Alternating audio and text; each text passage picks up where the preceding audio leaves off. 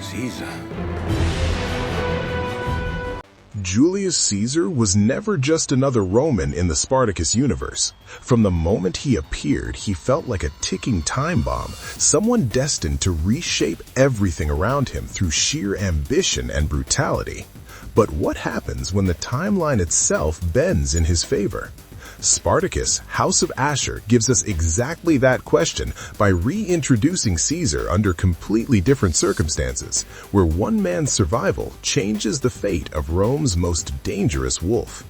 Today, we're diving deep into how Julius Caesar's journey in the original Spartacus compares to his shocking return in House of Ashur, why this alternate timeline makes him even more unpredictable, and what his presence could mean for Ashur's carefully constructed empire.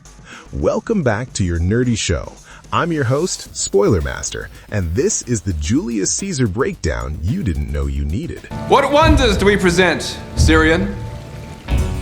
Caesar's origins in the original Spartacus timeline. To understand why this alternate version of Caesar matters so much, you have to go back to War of the Damned and remember who he was when we first met him. This was not the legendary Julius Caesar of history books, not yet the dictator, not yet the man who had crossed the Rubicon. This was a young, reckless Roman noble introduced as Gaius Julius Caesar of the gens Julia, a family that proudly claimed descent from Aeneas and the gods themselves.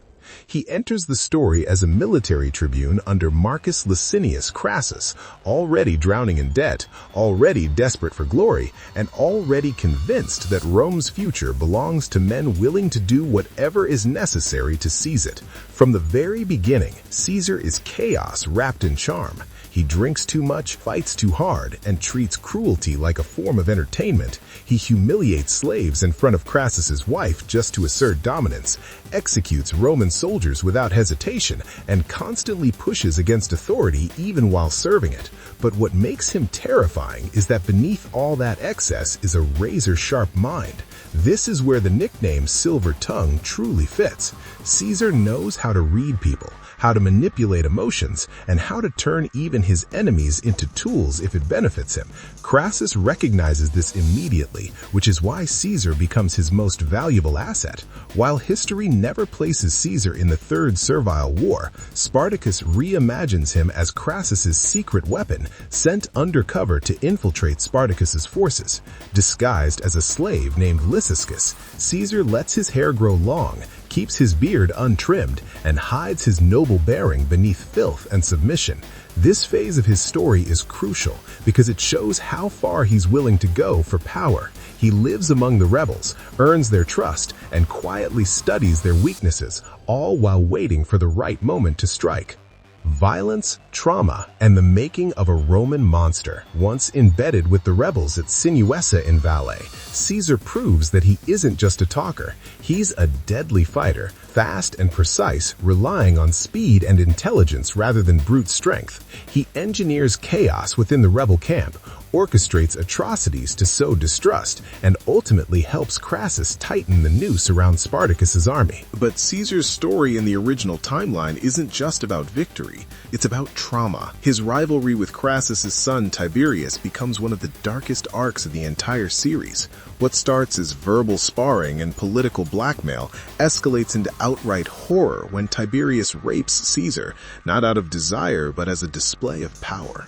This moment fundamentally changes him. It strips away whatever recklessness remained and replaces it with cold, controlled brutality. From that point forward, Caesar becomes less wild and more focused, less reactive and more strategic. In the final stretch of the war, Caesar becomes an executioner of the rebellion's legacy. He stabs Spartacus from behind during a trap, defeats Gannicus in combat by knocking him unconscious, kills Naevia with his own hands, and nails Agron to a cross as a warning. By the end, he cuts his hair, shaves his beard, and emerges transformed. No longer the rogue infiltrator, but a polished Roman victor.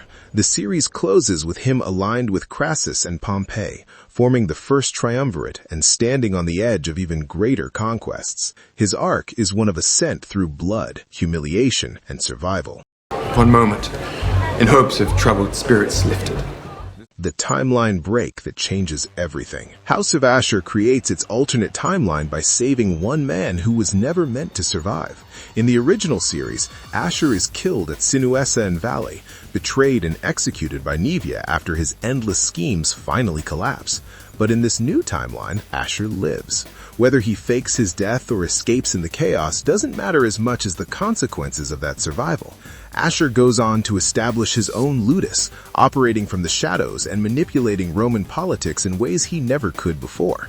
That single survival sends ripples through history. Without Ashur's death, alliances shift. Events tied to Sinuessa may unfold differently.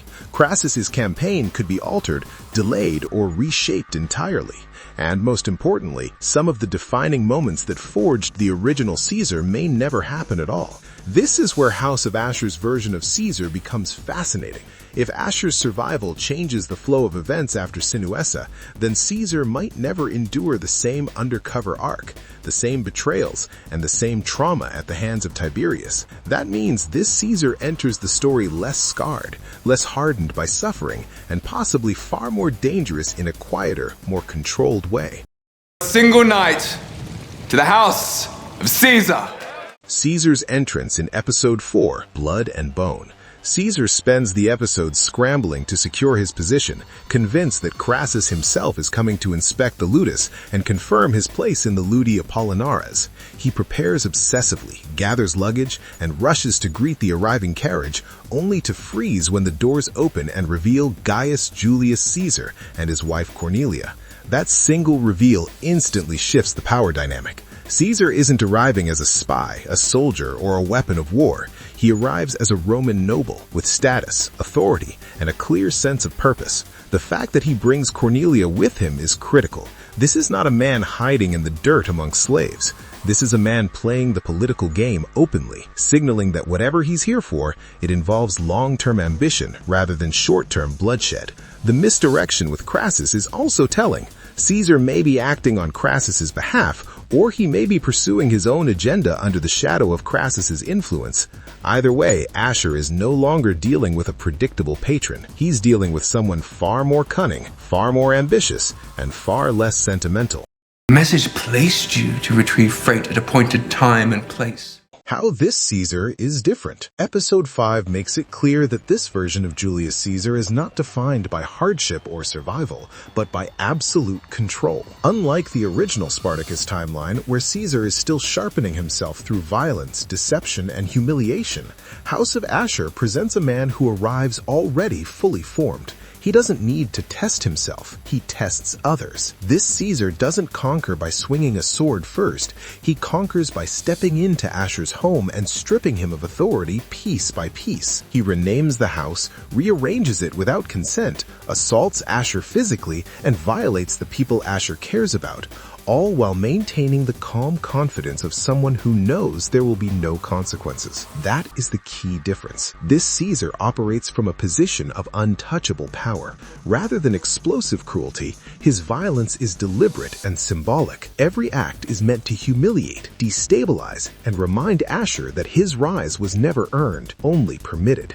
Even the revelation that Caesar orchestrated the attack on Cassudia and Viridia isn't delivered with menace, but with casual certainty. He doesn't see himself as cruel, he sees himself as correct. Cornelia's presence reinforces this version of Caesar. She is not a background figure, but an extension of his authority, moving freely through Ashur's house and participating in his dominance.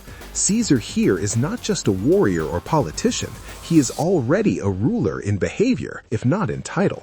What Caesar might become in this timeline. Episode 5 strongly suggests that Caesar sees Ashur not as an equal or ally, but as a temporary instrument. Ashur's usefulness lies in his desperation, his ambition, and his willingness to act without understanding the full scope of the game. By revealing that the market attack was staged and that Ashur was maneuvered into heroism, Caesar establishes a terrifying truth. Ashur's greatest victory was never his own. From here, Caesar could continue using Ashur as a proxy, allowing him to manipulate gladiators, senators, and public perception, while Caesar stays above the fray. The Ludi Apollinares itself hints at this future. Caesar understands spectacle as power. By pushing himself into the games politically, he turns entertainment into leverage, loyalty into currency, and blood into influence. However, Episode 5 also plants the idea that Ashur may outlive his usefulness. Caesar's brutality inside the house feels less like partnership building and more like conditioning. He is teaching Ashur obedience, not collaboration. Once Ashur becomes unpredictable, compromised, or too visible, Caesar would likely remove him without hesitation. In this timeline, Caesar's ascent may be faster and colder. Without rebellion shaping his morality, he could reach domination through manipulation rather than conquest, positioning himself as an inevitable authority long before Rome realizes what's happening. Why this version of Caesar matters. Episode 5 proves that House of Ashur isn't interested in repeating Julius Caesar's story. It's interested in accelerating it. By introducing Caesar as a figure who already understands power at its most intimate level, the series transforms him into something more dangerous than a battlefield general. He is inevitability disguised as charm. This version of Caesar matters because he reframes the entire show's power structure.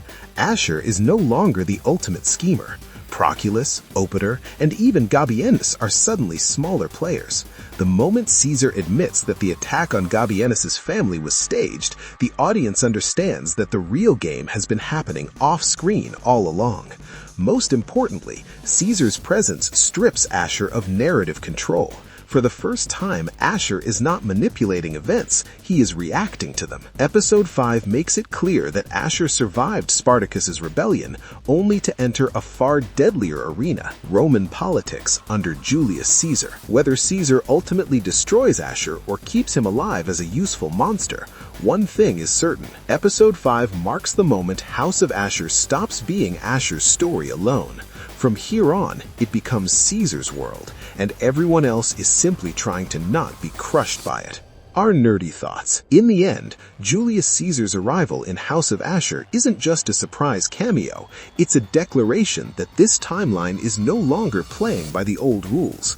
By removing the scars that once defined him and placing him into a world shaped by Ashur's survival, the series transforms Caesar into something even more dangerous than before, a man with unchecked ambition and the freedom to choose his own path. Whether he becomes Ashur's most powerful ally, his inevitable executioner, or the architect of an entirely new Roman future, one thing is certain. The moment Caesar stepped out of that carriage, the fate of the ludus, the games, and Rome itself was sealed. And if Spartacus has taught us anything, it's that when wolves like Caesar start circling, blood is never far behind. No, what the heck, I'll laugh anyway.